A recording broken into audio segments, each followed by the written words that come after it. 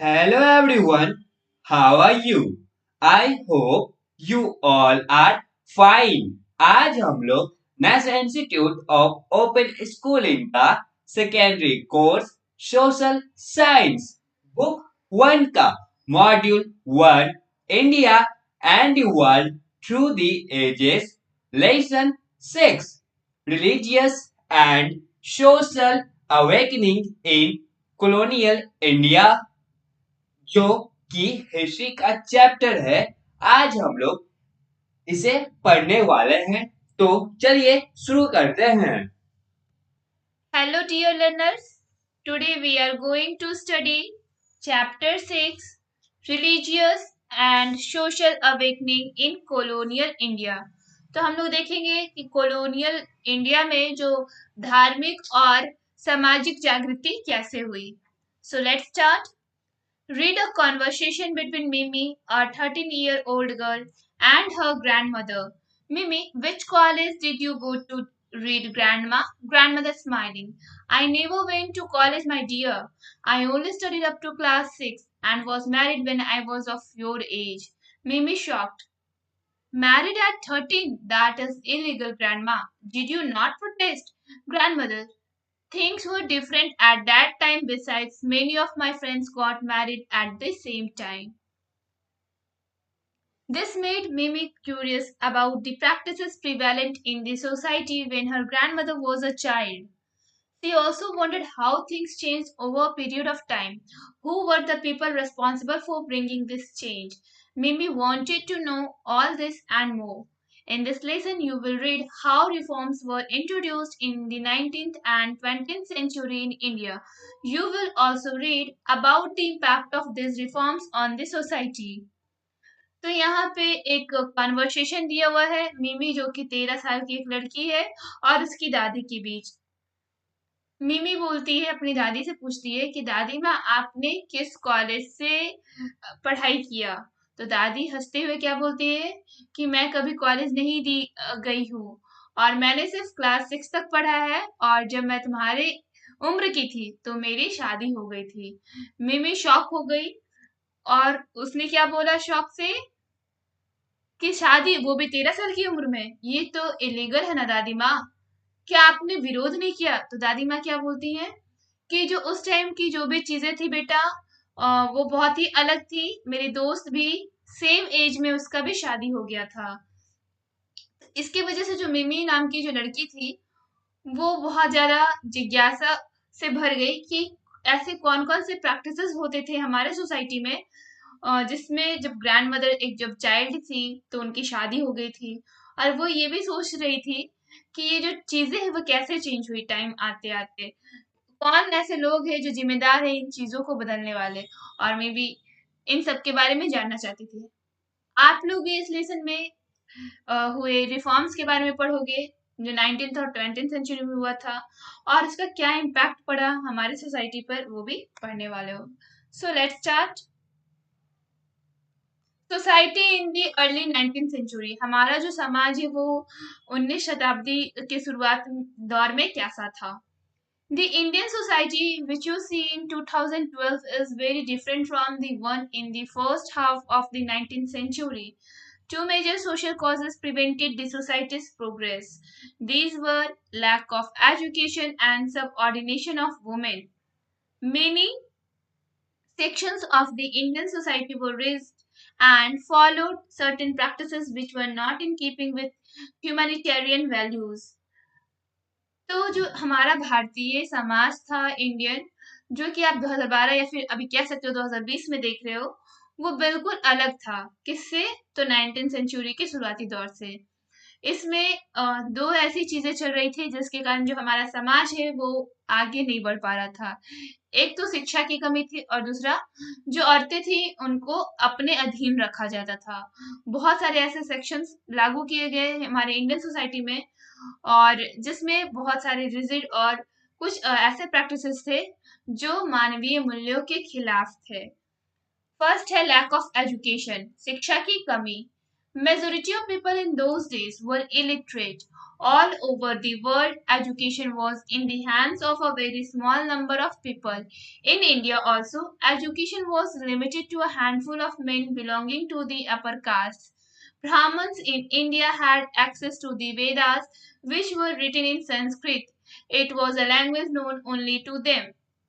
Religious texts were also controlled by these people, so they interpreted them in a way that benefited them. Expensive rituals, sacrifices, and practices after birth or death were outlined by this priestly class. It was mandatory for everyone to perform these rituals in the belief of a better life after death. Nobody could question the Brahman priest because nobody knew what was written in the scriptures. Similarly, in Europe, the Bible was written in Latin. It was the language of the church, and their priests interpreted the religious texts accordingly. And that is why, as a reaction, Europe saw the Renaissance and the Reformation movement about which you have read earlier in this book. Even ideas like liberty, equality, freedom, and human rights were introduced in Europe by various revolutions which took place there. तो जो हमारा जो 19वीं शताब्दी था उसमें बहुत सारे ऐसे लोग थे जो अशिक्षित थे और पूरी दुनिया में जो शिक्षा था वो बहुत ही कम लोगों के पास था। बहुत ही कम लोग शिक्षित थे। भारत में भी जो एजुकेशन था वो मुट्ठी भर लोगों में था, वो भी जो अपर कास्ट से बिलोंग करते थे वो शिक्षित थे। लोअर कास्ट के लोग बिल्कुल भी शिक्षित नहीं थे। जो ब्राह्मण थे इंडिया में उन्हें वेदों का ज्ञान था क्योंकि वो संस्कृत में लिखा हुआ था और ये जो संस्कृत एक ऐसा लैंग्वेज है जो सिर्फ ब्राह्मणों के द्वारा जाना जाता था। लेकिन आज तो हम लोग सारे संस्कृत जान रहे हैं, सारे बच्चे संस्कृत पढ़ रहे हैं। इनफैक्ट हम लोग के कोर्स में भी संस्कृत को डाल दिया गया है, लेकिन पहले ऐसा नहीं था। जो धार्मिक टेक्स्ट थे जो धर्म में हमारे लिखा हुआ था वो सिर्फ प्रिस्टली क्लास के द्वारा ही कंट्रोल किया जाता था और इससे उन्हें बहुत ज्यादा फायदा होता था। वो महंगे महंगे धार्मिक कृत्य, बलिदान और ऐसे प्रैक्टिसेस करवाते थे जन्म के बाद या फिर मृत्यु के बाद और इनसे उन्हें बहुत ज्यादा फायदा होता था। और ये जो धार्मिक कृत्य है कि जो लोग मर जाए उसके बाद दान दक्षिणा देना चाहिए या फिर जो जन्म लेने के बाद किस तरह से नामकरण करना चाहिए, ये बहुत ज्यादा महंगे हुआ करते थे। और लोग जो थे वो इसके आधार पे क्वेश्चन भी नहीं पूछ सकते थे ब्राह्मणों से, पुजारियों से कि आप क्या करवा रहे, क्योंकि उनके पास तो पता नहीं था कि स्क्रिप्चर्स में क्या लिखा हुआ है, तो उनके पास तो नॉलेज नहीं था। तो इस नॉलेज की कमी की वजह से वो ब्राह्मण से कुछ क्वेश्चन भी नहीं कर पाते थे। और वैसे ही जो यूरोप है वहां पे जो बाइबल है वो लैटिन लैंग्वेज में लिखा हुआ था। ये लैंग्वेज किसका था, तो चर्च का लैंग्वेज था और उनके जो प्रिस्ट थे वो वहां के धार्मिक कृत्य करवाते थे। इसलिए जो यूरोप है उसमें पुनर्जागरण काल आया, फिर रिफॉर्मेशन मूवमेंट आया, जिससे आप लोगों ने इससे पहले वाले चैप्टर में पढ़ा है। बहुत सारे ऐसे आइडियाज आए जैसे स्वतंत्रता के, बराबरी के, आजादी के, फिर मानवाधिकार के, जो यूरोप में इंट्रोड्यूस हुआ बहुत सारे रिवॉल्यूशंस के बाद। Now let we see what is the position of women. Girls and women today have better opportunities for their development. They have more freedom to study and work outside of home. However, way back in the 19th century, their life was much harder for majority of the women. Certain torture practices like female infanticide, child marriage, sati pratha and polygamy were prevalent in some sections of Indian society. Female infanticide or killing of a girl child was a very common practice. Girls who survived were often married at a very young age and often to men who were much older. Polygamy, a practice of a man having more than one wife, was an accepted norm among many castes and religions. In some parts of the country, sati pratha was practiced in which a widowed woman was compelled to burn herself on the funeral pyre of her husband. Those women who could escape the practice of sati had to live a very miserable life. Women had no right to property. They also had no access to education. Thus, in general, women had a subordinate position in the society. The fear of the invader and loss of family honor was one reason. The other reasons were dowry and sharing of ancestral property, which further deteriorated their status. तो आज जो हमारे समाज में जो लड़कियां हैं या फिर जो औरतें हैं उनका बहुत ही अच्छा उनको मौका मिला है, अपॉर्चुनिटी मिला है कि वो अपना विकास कर सके। और उन्हें आज पढ़ने की आज़ादी है, घर जा से बाहर जाके काम करने की आज़ादी है। लेकिन जब हम लोग 19वीं शताब्दी की ओर एक बार नजर डालें तो हम लोग देखेंगे कि जो वहाँ की जो औरतें थी उनका जो जीवन था बहुत ज्यादा कठिन परिस्थितियों से भरा हुआ था। वहाँ पे कुछ ऐसे सामाजिक अभ्यास किए जाते थे, सोशल प्रैक्टिसेस किए जाते थे जो औरतों की लाइफ को बहुत ज्यादा कठिन बनाते थे, जैसे कि गर्भ में कन्या का हत्या करना, फिर बच्चों की शादी करवा देना, सती प्रथा, या फिर बहु विवाह की एक वाइफ होने के बावजूद जो लड़के थे वो और भी शादियां कर लेते थे। ये सब हमारे इंडियन सोसाइटी में होती थी। जो फीमेल इन्फेंटिसाइड है वो क्या प्रैक्टिस है कि एक जो कन्या है उसे गर्भ में ही मार देना, और ये कॉमन प्रैक्टिस है। इवन ये आज भी ये प्रैक्टिस किया जाता है कहीं कहीं पे। जो लड़कियां थी जो बच जाती थी उन्हें बहुत ही छोटी सी उम्र में उनकी शादियां करवा दी जाती थी, और शादियां भी किससे, तो या तो उस आदमी से जो पहले से ही विवाहित है, या फिर जो एज में बहुत बड़ा हो उससे शादियां करवा दी जाती थी लड़कियों की। पॉलीगैमी क्या प्रैक्टिस है? पॉलीगैमी एक ऐसा प्रैक्टिस है जिसमें जो आदमी है उसकी एक से ज्यादा वाइफ हो, और वो पूरे सोसाइटी में एक्सेप्टेड थी, सारे कास्ट और रिलीजन वाले इस चीज को एक्सेप्ट किए हुए थे। और देश के कुछ हिस्सों में सती प्रथा का भी चलन था। और जो विधवा औरतें थी उन्हें फोर्स किया जाता था कि वो अपने हस्बैंड के फ्यूनरल पायर, मीन्स उनके जहाँ पे उनके हस्बैंड जल रहे वहां पे उनको बैठा के उन्हें भी जबरदस्ती जला दिया जाता था। जहाँ पे अंतिम संस्कार हुआ था वहीं पे औरतों को जबरदस्ती बैठा के जला दिया जाता था। ये था सती प्रथा। इसमें जो औरतें जो इस प्रथा से बच जाती थी उन्हें बहुत ही दयनीय जिंदगी जीना पड़ता था। औरतों के पास प्रॉपर्टी का कोई अधिकार नहीं था कि वो उनको कोई प्रॉपर्टी भी नहीं मिलेगा, और ना ही उनको एजुकेशन भी मिलता था, उन्हें एजुकेशन से भी दूर रखा जाता था। जनरली अगर हम लोग जाने तो जो औरतें थी उनका सोसाइटी में एक अधीनता वाला पोजीशन था कि वो किसी के अधीन होकर अपना जीवन यापन करे। और स्पेशली जब कोई बाहर से आक्रमणकारी आके आक्रमण कर दे या फिर किसी तरह से प्रॉपर्टी चला जाए तो औरत का जो लाइफ था वो बहुत ज्यादा बद से बदतर हो जाता था। और भी कई कारण थे जो औरतों का लाइफ को बहुत ज्यादा डिस्ट्रॉय करते थे। वो कारण है डाउरी सिस्टम, और जो एंसेस्टर प्रॉपर्टी है उसको शेयर ना करना, मीन्स जो हमारे पूर्वज का प्रॉपर्टी है वो औरतों को नहीं दिया जाता था। इससे जो उनकी स्टेटस है वो और ज्यादा खराब हो चुके थे।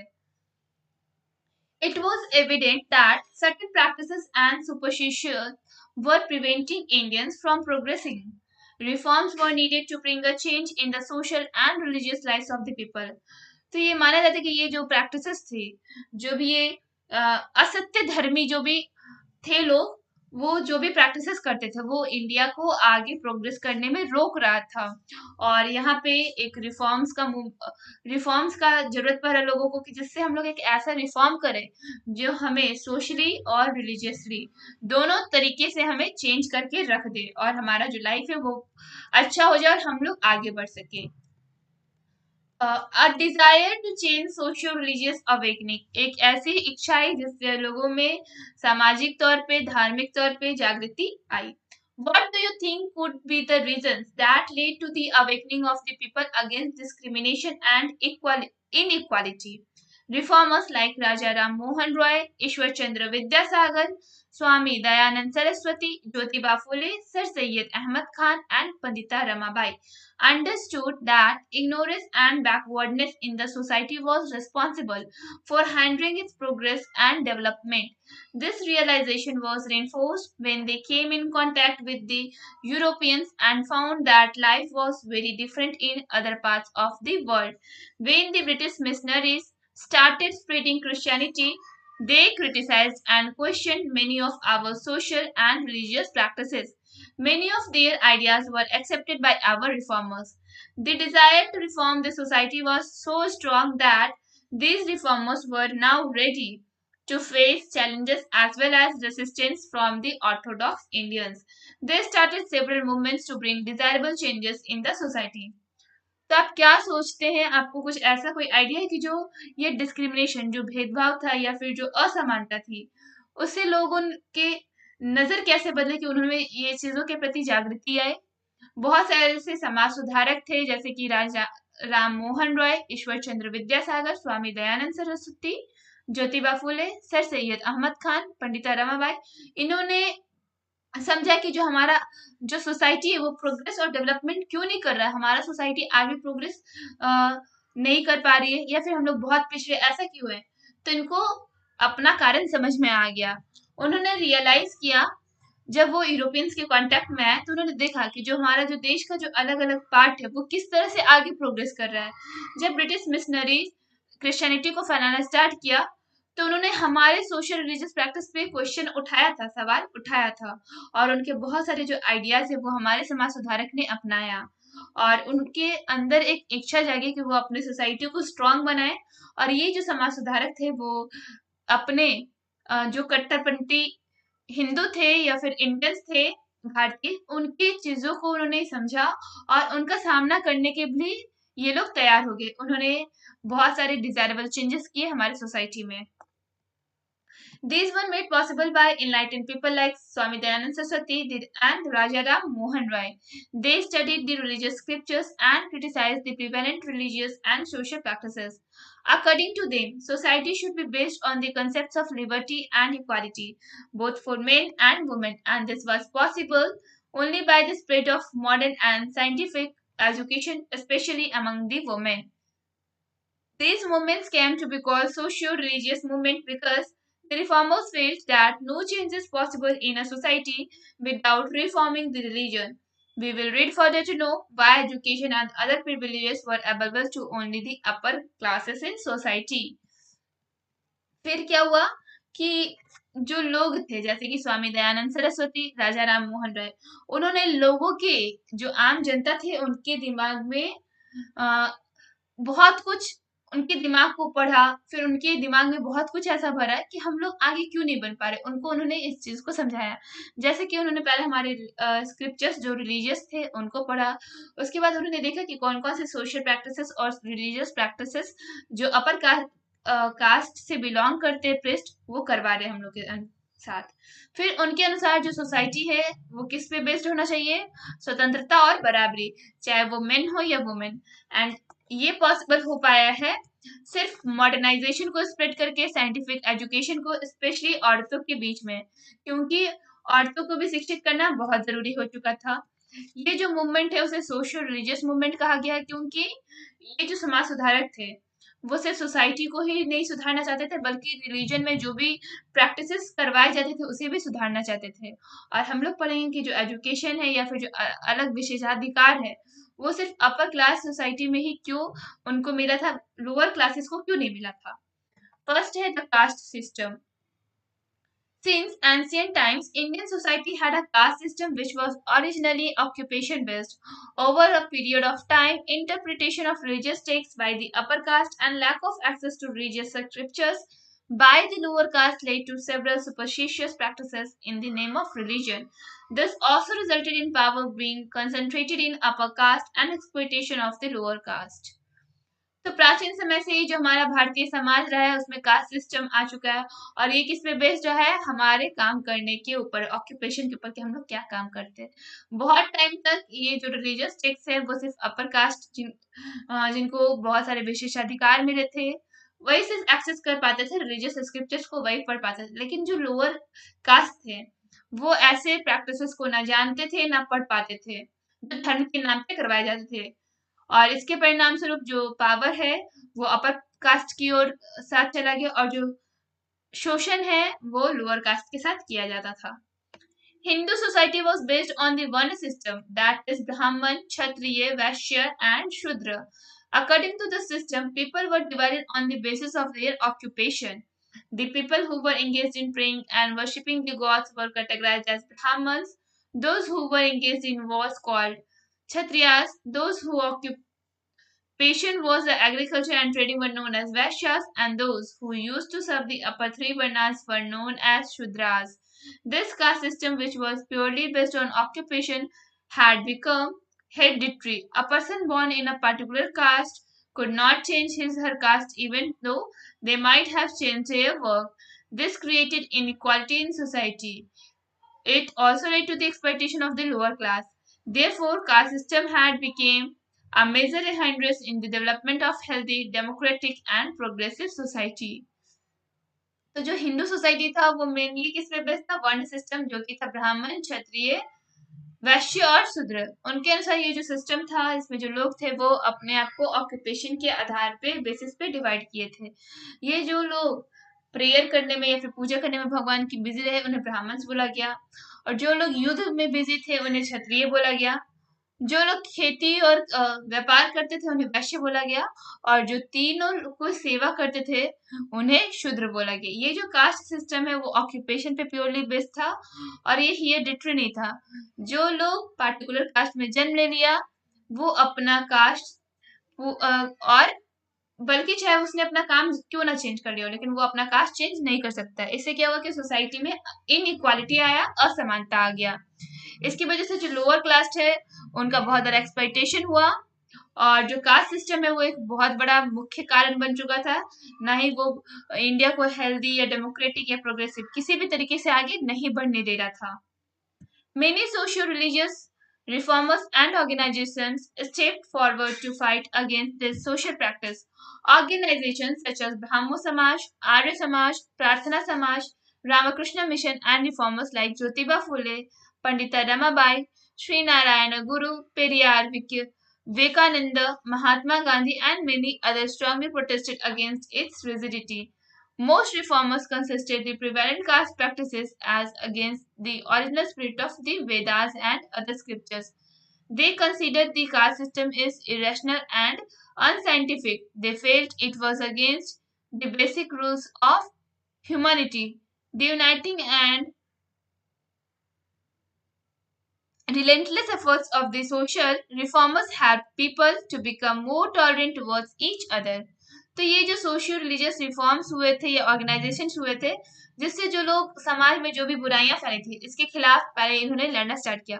बहुत सारे ऐसे ऑर्गेनाइजेशन थे जैसे कि ब्राह्मो समाज, आर्य समाज, प्रार्थना समाज, रामकृष्ण मिशन, और समाज सुधारक कौन कौन थे? ज्योतिबा फुले, पंडिता रमाबाई, श्री नारायण गुरु, पेरियार, विवेकानंद, महात्मा गांधी, और भी कई लोग थे जिन्होंने इस कठोरता की ओर, इस रिजिडिटी की ओर प्रोटेस्ट किया, विद्रोह किया।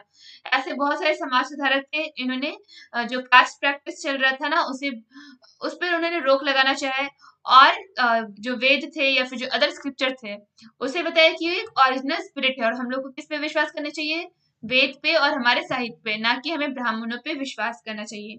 उन्होंने कास्ट सिस्टम को इरेशनल और अनसाइंटिफिक बताया, ये बिल्कुल भी साइंटिफिक तरीके से नहीं है।